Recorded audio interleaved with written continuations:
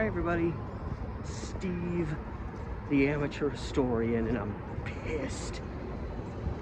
Anyway, how y'all doing? It's June 17th, 2021. You know what that means? A new day, a new video. But before we get to that, remember as always, like, share, subscribe, hit up my Patreon if you want to help me out there. I'm always posting new stuff there. I'm trying to post multiple times a week to my Patreon in the form of little podcast things, extra video, unexpected videos I've shot, older videos that haven't been reposted, all this stuff you cannot see unless you sign up to join my Patreon. Now the link is in the description with this video, as well as the links to my Instagram, Facebook, TikTok, and subreddit. It's all in there. And why am I pissed? Because I got off work, it was perfect. I was gonna have the perfect amount of time to walk from work to the Max and get there like 3 minutes before the train showed up. And then as I went to leave, I realized I couldn't find my keys. And it was because I helped clean a theater that was ultimately supposed to get out after I got off, and I turned the cleaning lights on in there. And I forgot that I'd even helped with that theater. So I went and checked all these theaters that got out in the last couple hours, couldn't find my keys. I'm freaking out, like my apartment key's on there. And then finally I go and see Theater 6 and see the lights on, and I'm like, oh, that's right. Maybe check the actual last theater you cleaned. So I got my keys out, and of course, that delayed my departure. And I just saw the Max go by, so I missed the Max by like 2 minutes. Real first world white people problem stuff. But I'm still frustrated. You know, there's things that can like frustrate you. You know, like just trying to get home and something has to mess it all up. That's what today's story is all about. We're going back to 1908 and a guy who just wanted to go home.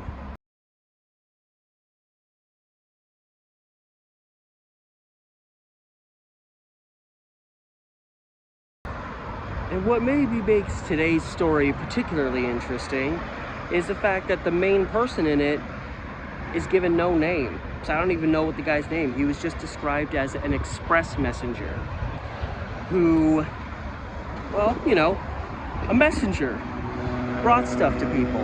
So he worked a really, really long work day on this date back in 1908.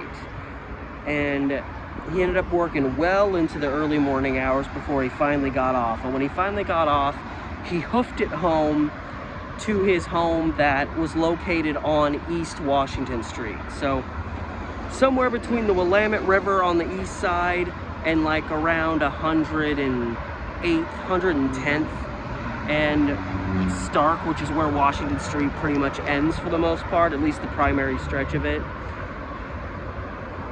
And you know, the guy had a long day at work. He just wanted to go home and unwind.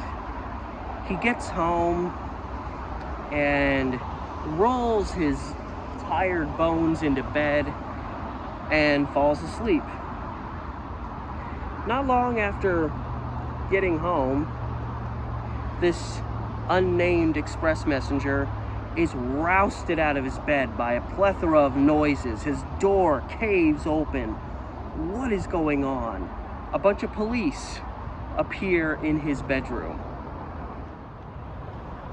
Simply put, it was a case of misunderstanding. This poor guy who just wanted to get home and go to bed, you know, he ended up working later than usual, as I just said.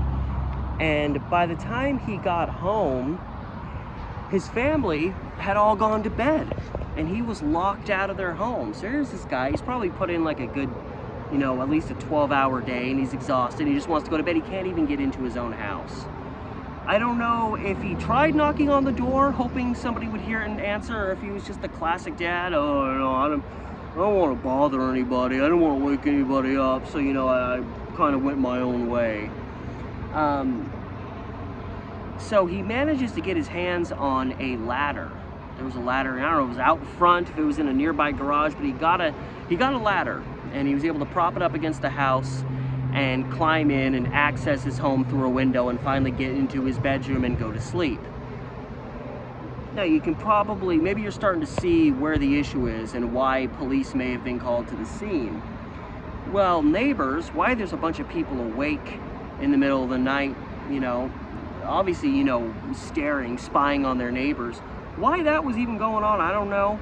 But apparently, multiple neighbors just happen to be looking outside, and they see that there's this guy, you know, and it's dark outside, and it's, you know, it's 1908, so there's not a whole lot of light at night. There's not a bunch of street lights. Everything is dark, so they can just, all they can do is make out, you know, like the outline of somebody trying to access this home, and then going and getting a ladder and propping it against the house and climbing through the window. So neighbors contact the police and tell them that they think there's a prowler busy at work. What this prowler's nefarious plans are, they don't know.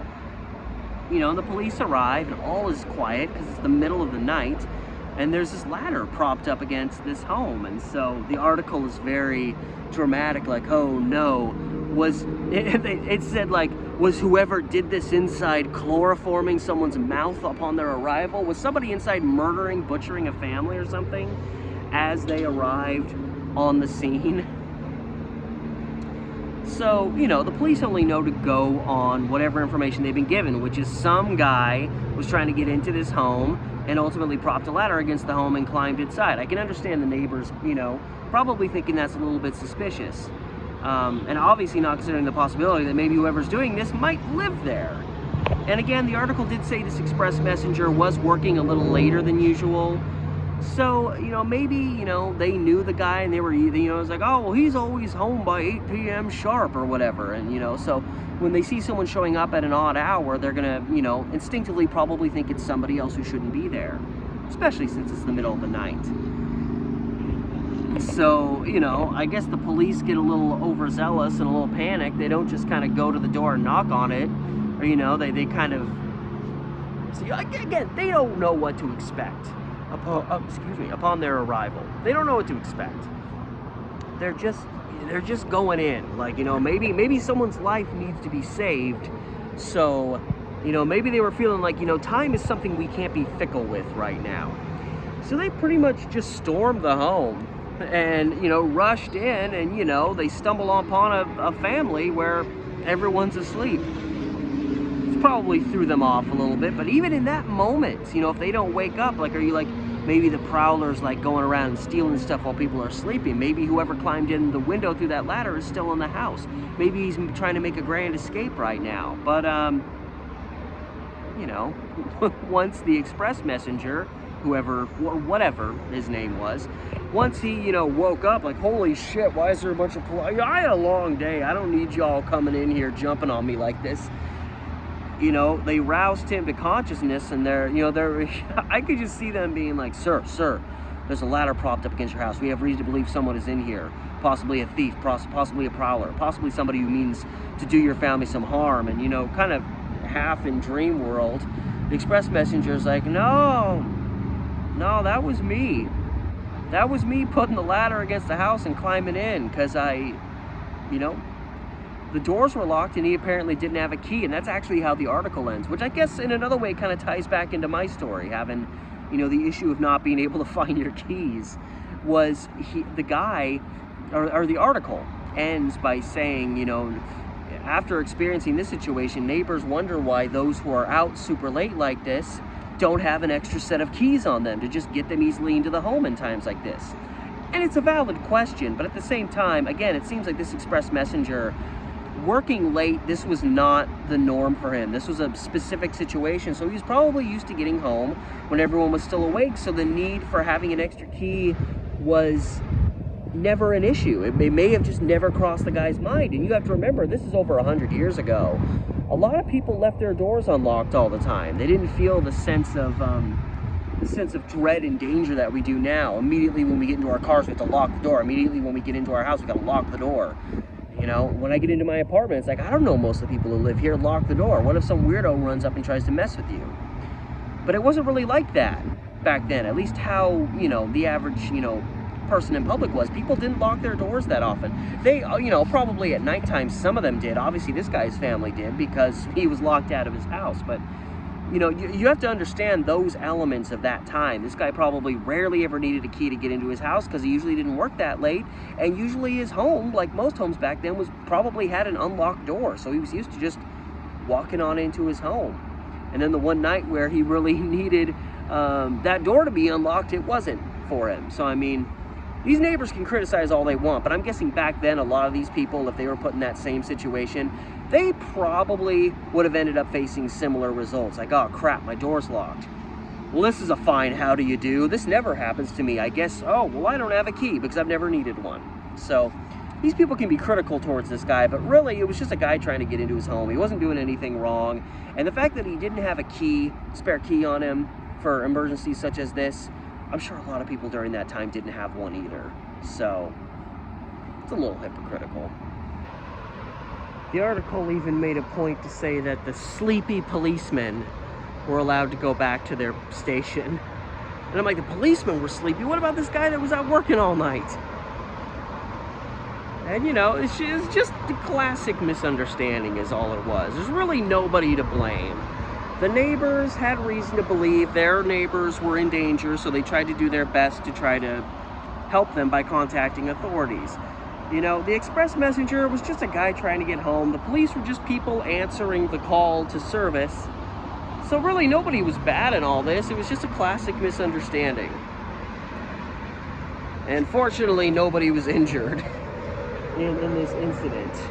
Because that could have happened too.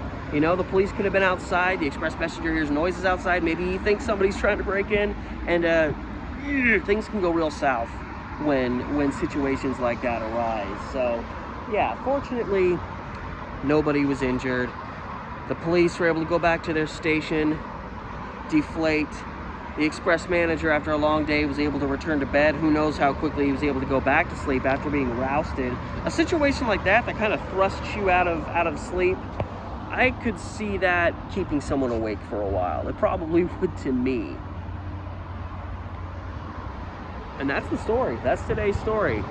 You know, you can't go wrong with a classic story of misunderstanding. You really can't. And so I'd like to thank you so much for joining me today and helping me pass the time as I wait for the next train to roll into the station. That's, you know, I thought this was a perfect time to do one of these videos considering my circumstances, correlating with the story of a guy just wanting to get home like me and not having keys like me. And I'm using his story to make my plight of waiting a little less stressful. And it's nice, the Max will probably be here in about 5 minutes, so it all comes together just fine. So one more time, thank you so much, as always, for watching, for supporting the channel, for supporting this series, for supporting me. And before you go, remember, you want to help my channel grow, remember to like, share, subscribe, hit up my Patreon. There's all that stuff there that I mentioned earlier that you can access by joining that today. The link to that is in the description below, as well as the links to my Instagram, Facebook pages, and my TikTok, and my subreddit. All that stuff. I think I hear my Max coming already. That's fast. All right, well, on that note, thank you so much for joining me. This has been Steve the Amateur Historian, and I'll see you tomorrow.